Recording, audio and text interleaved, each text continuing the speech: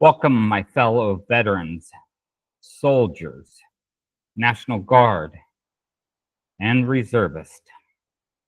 Today, I will be talking to you about TSP Plan and its negatives. So let me get started in this. What I found with TSP Plan that I do not care for is the limitations of your ability to invest your money.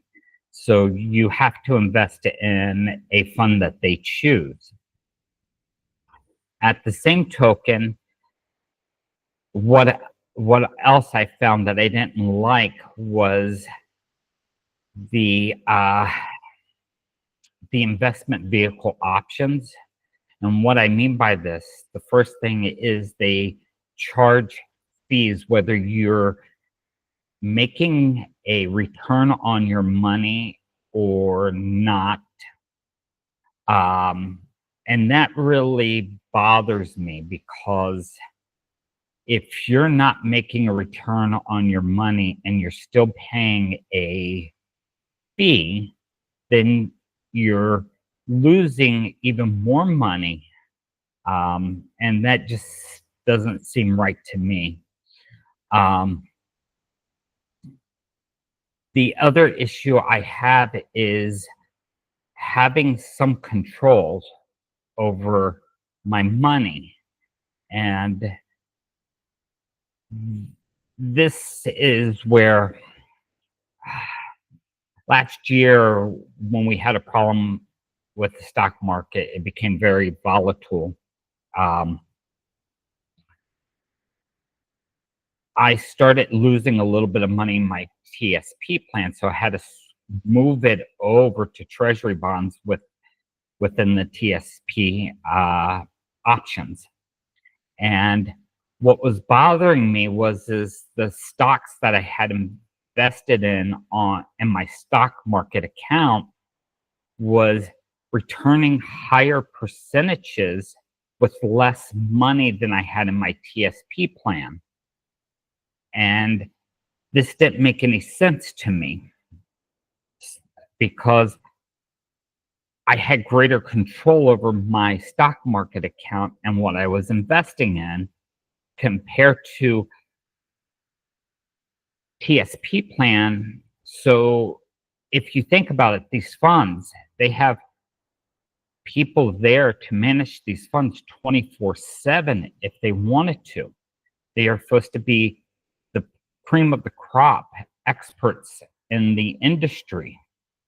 And yet I'm losing money in a volatile marketplace, but my stock market account is making record gains of interest. And I'm like, this isn't adding up when I have, for an example, about $2,500 to $3,000 in my stock market account, and I'm turning a higher gain per year than I am in my TSP plan that has roughly about 25,000 in it. And I'm going, this doesn't make any sense whatsoever. And then I'm paying a fee on top of it for them to manage my money. And this was really starting to piss me off a little bit because this was twice where the market was volatile and my growth and the TSP plan was taking hits. So it's a lot easier to transfer out of the TSP plan if you're no longer in the military. If you're in the military, you can transfer your funds out and put it into a 501k, which will give you a lot more flexibility on how to manage your money. And it doesn't mean that you have to watch your money every moment of the day, you can set it up in a simple way where you do very little management over your money, but still have control over your money. That if you see something that um, doesn't seem right to you, you can take immediate control and do something about it. At the same token, if you see something that makes more sense towards your long-term goal, you have more flexibility to do things. So the investment vehicle that I ended up utilizing was Charles Schwab, and the company that I was using before Charles Schwab, they were bought out by Charles Schwab, and so I've been learning how Charles Schwab vehicle works. Like every car, it's a little bit different, but it's a car, so you can get around fairly well. It's just the little minute things. And the other thing I will tell you when it comes to investing, for me, I have some issues as a disabled veteran, and so when it comes to certain things that are very crucial, I want to try to be responsible to myself and responsible to my wife. And so make sure if you have issues where, like me, I have these little glitches where I'll blank out. It could be a second, it could be for a minute. And when it comes, it comes, and when it goes, it goes. But in those cases, I have built-in safeguards. So my wife looks over everything just to make sure, like, if I'm having a moment, I don't make any mistakes that could cost us money. And so make sure you put a plan in place if you have disability issues that protect you the best that you can. And don't be afraid to use other people that that you trust as a resource. I can't harp on that enough. So let's get back into a 501k plan or utilizing Charles Schwab. For my purposes, when I cashed out of my TSP plan, I didn't have enough money in the TSP plan to worry about tax issues. And this is going to vary depending on how much money you have in, how much money you are making per month or for the year. So when you do things, you might want to just verify your taxes and different things, how you want to move around money. There are different options depending on your economic situation. For younger soldiers, you're automatically enrolled into the TSP plan. For us older soldiers, some of us just don't have the TSP plan. Some of us may have it. I opted in the last few years of service. It just made sense to me to build up a little bit of extra money. And the reason why I did it was because I was an older soldier. The military was giving a few extra points for me to opt into the TSP plan. And so by the time I hit about 25,000, I had already beat out what I would have lost in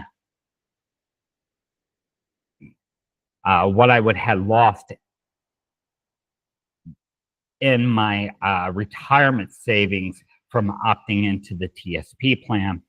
So it was worth it to me. From that point, let me get started in here with going through Charles Schwab and giving you some basic understandings of what I'm looking at, my strategy, and how I'm doing things to grow my funds. So right now, I'm inside of Charles Schwab, and this is on my investment screen. And when we look at Charles Schwab, there's a, oops, allow this. Okay, so when we look at the Charles Schwab account, I'll explain how I'm doing my investing, my rationality behind it. So I have TLRY, and this is more of a risky stock. It could jump up to $1.50 is what I estimated at. And the reason why it's very risky is that it's sitting below the threshold that it's trading at on the NASDAQ. And so the NASDAQ could delist this company, but the primary business is growing cannabis, and they own land. They also own some soda companies or drink companies, and so I feel a little safe.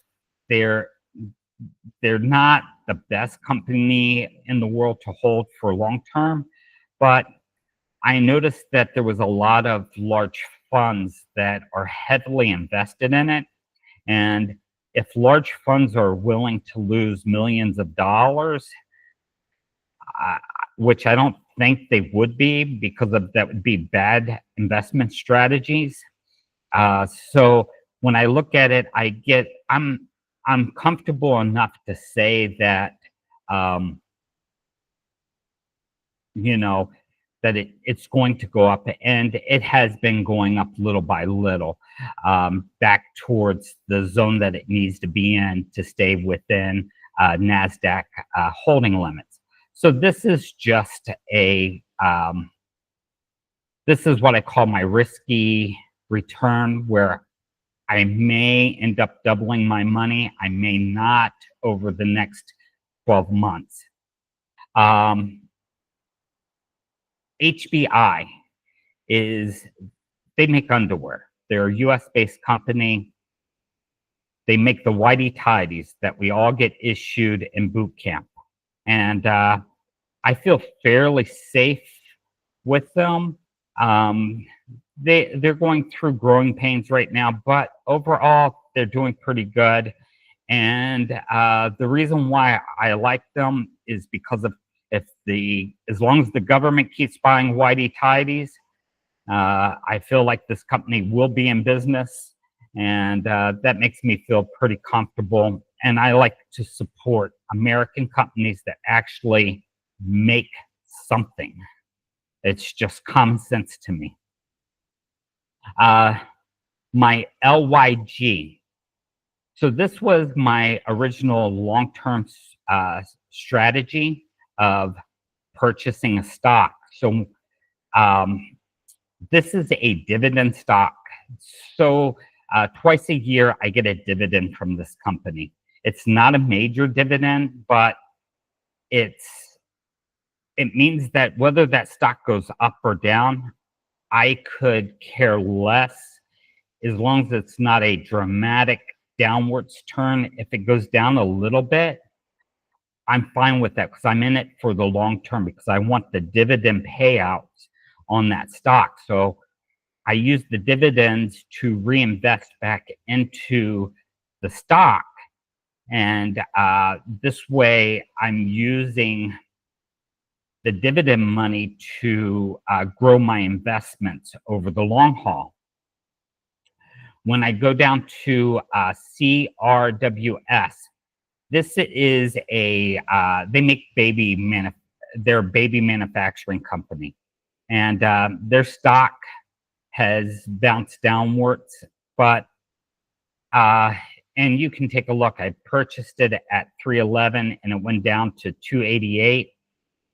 But on the stock that I purchased, one, it manufactures something that every family needs at some point in time in their life, baby products. And they pay me a dividend. So with that dividend, I can reinvest back into that company and grow my investments. And, if I take a loss right now at $76, which it's losing, I'm fine with it. I'm not selling the stock. If over the next 5 years it goes up a couple of dollars, that's a win-win for me. That means that I got paid out a dividend to hold it. Plus, I made money off of it from it going up in value. So this is important to me. I got ICMB. Okay, they don't own anything except for stock, or they do investments into other companies. This one here, they pay out a dividend, and they do a decent job on that.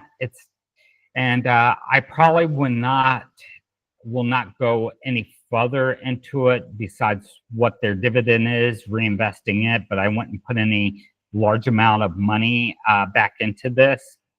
I like companies that either they make something, they have been around for a long time, kind of like the test of time proves that they're there. And I like company stock that is cheap. In other words, I don't have to go out and spend $100 to $1,000 for a share. I'm not playing with that type of money, so that doesn't make any sense. Nissan, they have a lot of car manufacturing plants inside of the U.S. and they're going through turmoil. But their primary business is selling to the US, Canada, and Mexico, where they're doing fine at. And a lot of people knock this company, but that's because they're losing sales to China manufacturing companies within China. But Nissan is doing good in the US, Mexico, and Canada, which is basically what's happening to all the other US car manufacturers. At $4, I can afford to buy it and take a chance on it. Now, what's interesting about Nissan, even though they're a Japanese company that has plants inside the United States, some other Japanese companies are looking at Nissan like looking at potentially making deals to utilize their facilities so that they can manufacture the cars inside of the US without having a major expense in building out here in the US, so that they can get around tariffs, which kind of makes me feel comfortable purchasing Nissan and holding it to see where will it go. Because if that happens, then their manufacturing production can end up being utilized to 100% and making Nissan some decent money. So this is one of those risky stocks. So if you look, Nissan and my TLRY, they're my two risky stocks. They're not doing everything 100% correctly, but there's enough meat there that gives me a little bit of security or safety.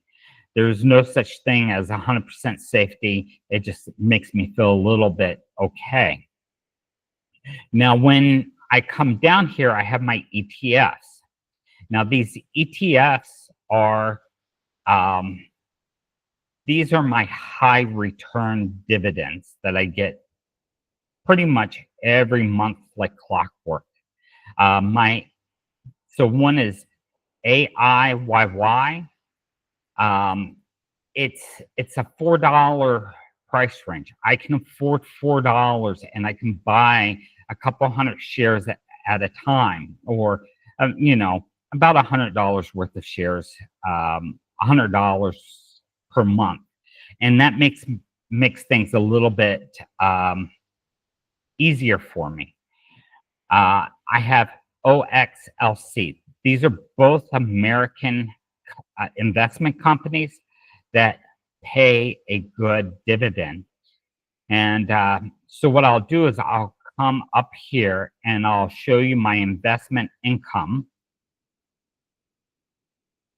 And what you're going to see for 2025, my estimated income, and this is just from my dividends, is 2,081, and it's actually a little bit higher because of one of my ETFs.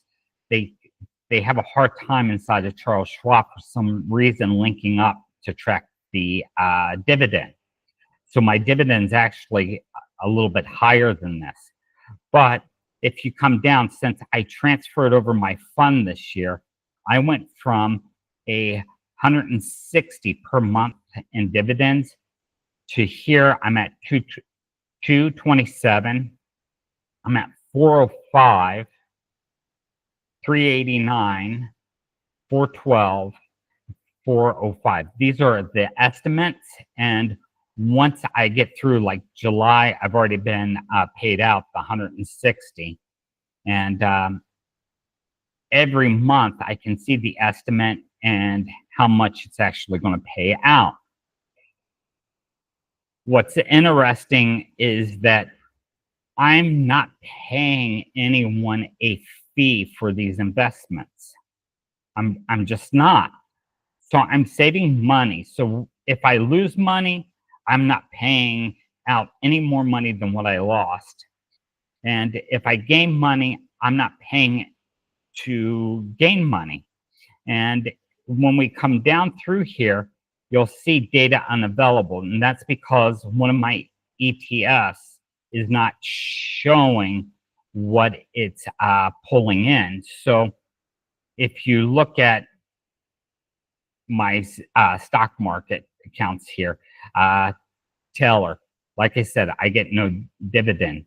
Nissan, I do have a dividend coming in off of Nissan, and for estimated at $56 for the remaining of this year when I bought it. Then I have LYG, Lloyd's Bank. They're a London company, but they've been around for a very long time. And so they pay out their dividends pretty much consistently. Total income for this year is they're estimating about 113. Then I have ICMB estimating about almost $45. Hanes, the underwear company, no dividend off of them. And here's the baby products, CRWS. I'm getting about 2664 estimated. And so that brings me down here to a total of about $241 is what they're estimating for the total for the year. And that's just off the stocks. Now, when I come down to my ETFs, you'll see here it has the data unavailable. So they're having a hard time tracking what the projected ETF or projected dividends are. But so far, I've received $160 off of 1,000 shares for July. And next month, I estimate I'll get another $160 off of it. So I can potentially add another $1,800 to my total here based off of the estimate. OXLC ETF, I'm estimated to pull in roughly for this year 1678. So if I take 1678 and probably about another 60, let's just go 1600.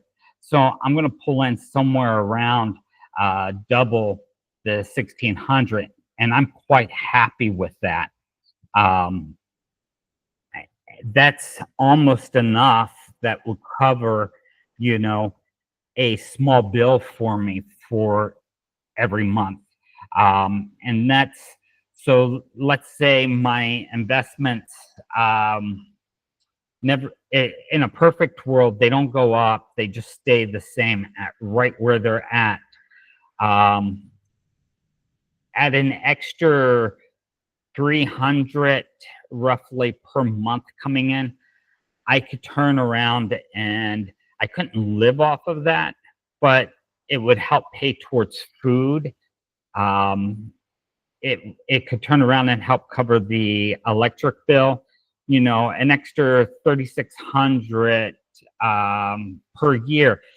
It's not big money, but sometimes you don't need big money. You just need a little bunt to get you to the next base, my baseball analogy. And sometimes you need a home run. And when it comes to long-term savings, I don't need a home run. I need little bunts. So I need those little dividends, and if I can get those little dividends reinvesting back into those companies and growing those dividends to a larger pile of money, I'm doing pretty good. So my objective right now is I'm investing with the ideal that I want a dividend, and I don't mind taking on some level of risk, but at the same token, I don't want to watch this every minute of the day. If I look at it once a week and just make sure everything's still going just the way I need it to go, and then I'm quite happy with that. And so this is my basic understanding for you for Charles Schwab. Now, whether you're using the 401k or just regularly opening up a stock market account in Charles Schwab, it will work the same way. Now, I'll give you some other examples that are a little bit more safer. And here's a ETF that is government treasury bonds. And every month, what will happen at the beginning of the month, you'll pay roughly like 100. So here, 135, $100.35, and at the end of the month, you'll cash out. The last day of the month, make sure you cash out, and then it'll drop the first of the month, or this is showing December the 2nd. So you have to sell it off at the end of the month, repurchase the stock at the beginning of the month, and if you pay attention, it'll go up and down. And what it's doing is it's paying you out the dividend and the stock price. So at the beginning of the month, you buy it for a little bit cheaper. At the end of the month, you're going to sell it off for a little bit more, and then you're going to repurchase that same stock, and you're just going to repeat it every month. And you can set inside of Charles Schwab where it automatically sells, automatically purchases. And if you don't know how to do some of these things, you can call Charles Schwab. They'll set it up for you so that it automatically purchases and sells. And this will give you a good little dividend or return on your money. And it's fairly safe because it's based off of U.S. Treasury bonds. And if U.S. Treasury bonds aren't paying out, there's something more severe than worrying about if you've lost why you're not getting money. The other stock I'll show you here is silver. So if you prefer something a little bit more secure, but you want something physical, as in a mineral, I think gold is just way overpriced. And I know people are promoting gold right now, but silver does good, and it stays right along with gold prices. So you can buy this ETF in Charles Schwab, and this is something you cannot do in TSP Plan. So I would tell you to take a look at these. And with that said,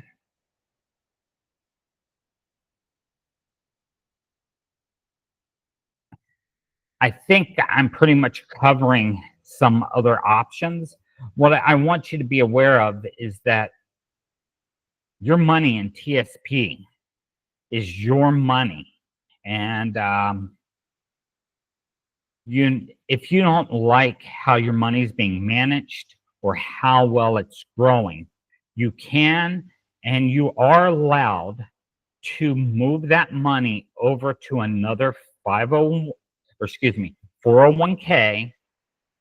that is a retirement vehicle.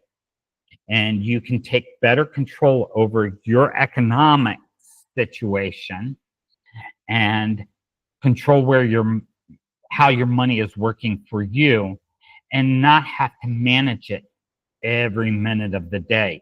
It doesn't require you to be an investment guru. It just requires you to pick a few simple companies that you can turn around and see their track record, their performance. And then it's just monitoring it every once in a while. And as long as you're monitoring it, you can buy in, sell off as quick as you need to. Young soldiers, if you have entered the military, I highly recommend, and I've told my own daughter this, put as much money into your TSP plan as you can for your first 4 years. If you can sock away, since your food's paid for, your barracks, your bed is paid for, so you don't have rent, you don't have electric bill, water bill, you don't have a food bill. If you're on active duty and you don't have these bills, you don't need that much money for drinking, because of the frat life at these barracks. That's nice and great, but one day you're going to get old, and I don't know how much money it's going to take to live in another 20 or 40 years. I just don't know. Everything is inflating up, and you just don't know the future, what it's going to hold. And that's okay. But I want every soldier that's young, whether you're going into the National Guard, active duty, the reserves, it doesn't matter to me. Utilize that TSP plans, because of the military is going to match your dollar up to a certain percentage. Take advantage of that percentage. That's free extra money. And then you can choose to move it or roll it over into a 401k or some type of retirement vehicle besides TSP. You don't have to stick with TSP. There is no requirement that says that you have to use TSP. In some cases, you can have them just redirect it, instead of going to TSP, straight into your retirement vehicle of your choice. Now, if you're not good at managing anything in your life, you can barely keep track of your car payment, paying for simple, stupid stuff, and you're 20 years old, maybe you just want to stick as much money as you can to your TSP plan and let it stay there and do what it does and deal with it when you get a little bit more mature. But for everyone else, where you've learned how to manage money to a certain degree, move it from TSP and ask DFAST, talk to DFAST to see if they can do a direct dumping of your money in the future into your chosen retirement account. And I would highly recommend you doing that if you're more interested in higher growth or a higher interest rate. Right now, I think the way I have it set up, I'm making on my lowest dividend about 10%, and then I think it goes up to about 30% on my ETFs. And, at 30% return, I'm doing pretty good for the year. And right now, I need to get my money to double in the next under 10 years. And I'm on track where I can double that money in under 10 years. And how I put money into my stock market account every month from my retirement money, I have a minimum of $100 that goes in because I'm not pulling in large money. So I can't go higher than what my allotted budget is. So I throw in $100 consistently every month. Rain, come shine, no matter what, $100 goes into that account. You need to figure it out for yourself, what your budget can handle. But if you're young and you're on active duty and you don't have any bills and all you have to worry about is party money, I would tell you, you know what? If you're broke at the end of the month and you can't afford partying, that's not that important. If you're saving most of that money, because if people like being around you, they'll say, "Hey, I'll give you a ride to the club tonight, and I'll buy you your first drink." But if you turn around and ask them to give you $10 to throw in an investment account, they'll tell you you're out of your mind. And I would tell you the same thing. It's probably better than that beer, but at the same token, take responsibility for your future because you never know what's going to happen.